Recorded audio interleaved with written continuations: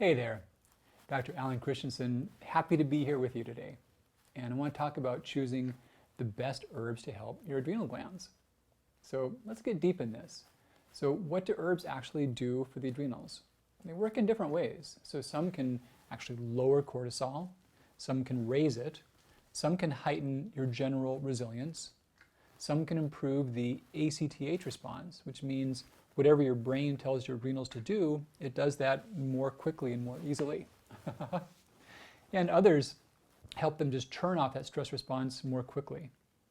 But the trick is, there's many that are out there, and with those different functions, you want to really use what's the best fit for your current adrenal needs. And please know what your score is. If you've not done a salivary cortisol or the adrenal quiz lately, check out the adrenal quiz, see what your current level is at. If they're functioning great, I call that healthy, you're thriving. That's wonderful. You've got a good circadian cycle to where you've got high cortisol in the morning and low cortisol at night. If you're making too much cortisol all the time, that's that first phase, I call that stressed. And if you're making cortisol backwards, like low morning, high night, call that wired to tired.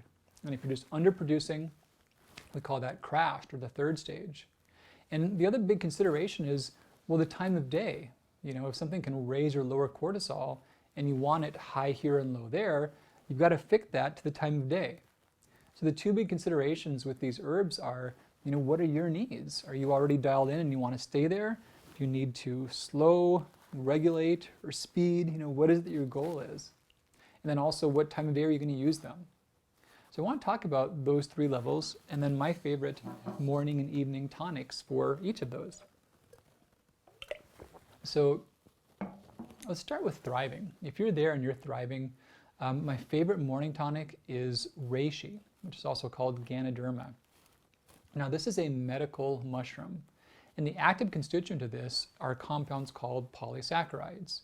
So the relevance of polysaccharides are that you need good quantities of them, and also that they are not soluble in alcohol solutions. So tinctures don't work. Capsules can work. You can also use the actual powder of it because that's easy to get higher dosages. We think about roughly 1,000 milligrams for a morning dose as a healthy amount. A good way to do this with reishi, you can also get the powdered mushroom itself. And it's a pleasant enough tasting thing for a hot beverage. You can just take the actual powder, stir it in some hot water, and use that like a coffee substitute. So yeah, great morning tonic. My favorite evening tonic for those who are thriving would be Tulsi. And that's related to good old basil, good old common basil. Been tons of data on how this can reverse mild depression, prevent cortisol abnormalities. You know, anytime you're finding yourself just like a big full day of fun challenges, but your brain won't stop, basil can be a perfect ticket to help you unwind. And you know, the culinary basil is not identical, but the amounts you can use of culinary basil are so large that it can make up for it. So one of my favorite things, if I'm just like frazzled or been doing too much or on the edge of getting sick, is to make up a giant batch of pesto. To do that, I like to do, at least 4, ideally like 8 ounces of organic basil. Take the leaves, not the stems, and you know, wash them, but dry them, wash them gently. Don't wash them hard because you'll lose some of the flavor. And make sure they're good and dry. So take just the leaves. I put that in a little magic bullet, or NutriBullet, I think is the new one. High quality olive oil, some fresh lemon juice, maybe some garlic, some good garlic, you can do that. I don't go much further than that. You know, some optional things can be some lightly toasted pine nuts blended in at the very end, but such good stuff. And you can put that on anything. You know, it doesn't have to just be pasta. Spaghetti squash is awesome for that. Lentils work really well. Chicken, shrimp, you name it. So let's move on and talk about the stressed phase. So now this is to where we're just making too much cortisol all the time, making a ton throughout the day. The goal here is we want cortisol to calm down, but we don't want to make someone like sedated and just not functional. We can't have someone be like just on doggy downers all the time and still function. So my favorite here for morning use is lemon balm, also called Melissa. And pretty neat thing, it's hard to find a plant that's calming but doesn't sedate you. And the same thing for medications. You know, if you take a Valium or an Ativan, you're calm, but you're not the sharpest tool in the drawer any longer. And there's actual brain damage that's occurring as well. So lemon balm works in both ways. They've shown this, that you can take the edge off of anxiety symptoms, but improve math scores at the same time, which means you're getting more sharp and more mentally acute. So really cool combination. You can also do it as a tea, a supplement. You can grow it in an herb garden. And it doesn't even take a lot. Even like 50 milligrams can make a good difference for it. Magnesium, scutellaria can be nice combinations with it, but just by itself works fine. And I mentioned the tea, it's actually very tasty as well, just in the plain forms of it. Now, if we're in this stressed phase, my favorite nighttime tonic, remember day and night, different goals. In the morning, we do want to reduce cortisol, but not shut it down. In the night, we want it to really shut down effectively. My favorite here is one called Magnolia Bark, also called Magnolia officinalis. Used historically for quite some time in Chinese medicine. But today we've had a lot of good research showing that it works as effectively as the benzodiazepine medications I alluded to before, Ativan or Valium. It can help reduce anxiety and sleep like they can. However, it's not addictive, and it doesn't create dementia like those things can. Actually, I really hate that class of medications. The side effects are so harsh, and the addictive potential, the brain damaging properties, and the other thing is that you just can't stop them easily. You've been on them for some time. It's next to impossible to really come off of without having just rampant ongoing anxiety. So really good to avoid for them, but the Magnolia Bark is phenomenal. Very similar benefits, but no big drawbacks. Then we think about the whole wired and tired stage. So here we've got this cortisol cycle more backwards. And this is a matter of not so much just pushing it one way or another, but more so re-regulating it. My favorite morning tonic is rhodiola, rhodiola rosea. And data has shown that this is very effective for helping to correct, more so reset cortisol, I like the term, but not so much to force it one way or another. There's a compound you want to look for called salidroside, and you want roughly 1% of that, and about 2% rosaven. So when you've got a good extract like that, it only takes a few hundred milligrams per day. But it is a better thing for the morning.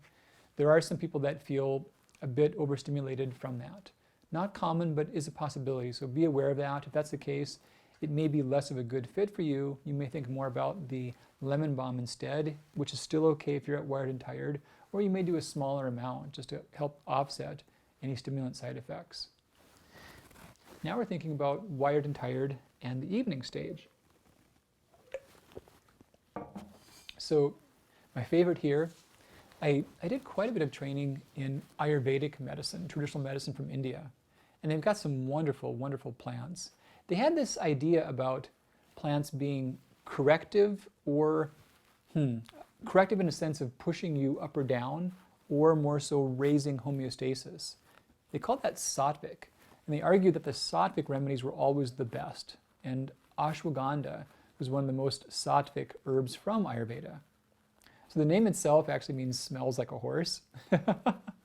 And I don't know, I guess I could see how you could say that. I actually like the smell of ashwagandha. I think it's a nice thing. But it's pretty unique in that it's a tonic. It can give you strength and more energy, but it's not a stimulant, which is a phenomenal combination. So taking it at night, you can unwind, but end up being more energized the following day and still sleeping well, actually sleeping better. There's also been data showing that the harmful thing about being wired and tired is that you're exposed to high levels of cortisol at night. And that's a time when your brain should be repairing itself, but the cortisol can prevent that. Well, ashwagandha can help your brain repair and block the damaging effects of cortisol on your brain. Now, this is not as concentrated or powerful as something like the rhodiola is. So we think about higher amounts, like 500 to 1,000 milligrams. With ashwagandha, there have been a few rather obscure papers arguing that it may boost the thyroid. Doesn't sound like a bad thing, and it's not. The consideration is that if you're on thyroid medication, there's a chance you may need less if you're also using ashwagandha. Now, it's not something that really sends everyone through the roof, so I don't see this as a common problem, But it's a good habit whenever you're changing some facet of your medications or pills and you're on thyroid medicine to just check and see if maybe your needs have shifted. So definitely consider that with ashwagandha. Okay, now we've got the crashed phase. And let's talk about morning tonics. So when you're crashed, we want to see more cortisol production. We want your body to be able to tolerate cortisol more effectively. And I'll talk more in other videos about how you don't want to just add cortisol medication, you want your body to become more cortisol responsive, and there are different goals. So a couple of good tonics or options. My very favorite is American ginseng, which is Panax quinquefolius. It's not the same as the Siberian ginseng or what's also been called the Korean ginseng. It does have the same ginsenosides as Korean ginseng. The nice thing is that there's less of a chance of it acting as a stimulant, which some can get from other versions of ginseng. Typically, this is just 100 or a couple of milligrams or 200 milligrams per day, so not large amounts. The other option for this would be licorice, which is a nice one. So licorice candy doesn't really have licorice. It doesn't really have the licorice root. Well, that's American licorice candies. There are some you'll see from Europe or elsewhere that are made from licorice root. But mostly, yeah, not so much licorice candy, but actual licorice root, so capsules of this or solid extracts of it. This can work by helping to delay your body from converting cortisol to cortisone, so you keep it in an active stage longer. Tea also works. You know, and licorice has a taste to where it's polarizing. Love it or hate it. I personally love licorice flavor. Some do not. But if you do and you're crashed, licorice tea can be a nice option for you for that morning effect. Not so much later in the day. Now, if you're crashed, this evening is a dicey thing. We want your cortisol to lower at night, but we don't want to push it down hard because then you won't get it back up in the morning because that's your big core issue. You can't properly raise your cortisol. My favorite here is chamomile. You know, this is something that sleepy time tea, we don't give it the credit that's due it. There's been a lot of data about chamomile being a big hitter for lowering stress and anxiety without being a negative sedative. So I talked before about lemon balm working well. So chamomile is a little better for nighttime use, and it'll actually help to benefit the cortisol in the evening, but it won't cause there to be the long-term suppression later on in the day that things like valerian could, for example. There's also data showing that it decreases cramping, both muscle cramps and intestinal cramps, and you can find it pretty easily. You know, all the supermarkets have it.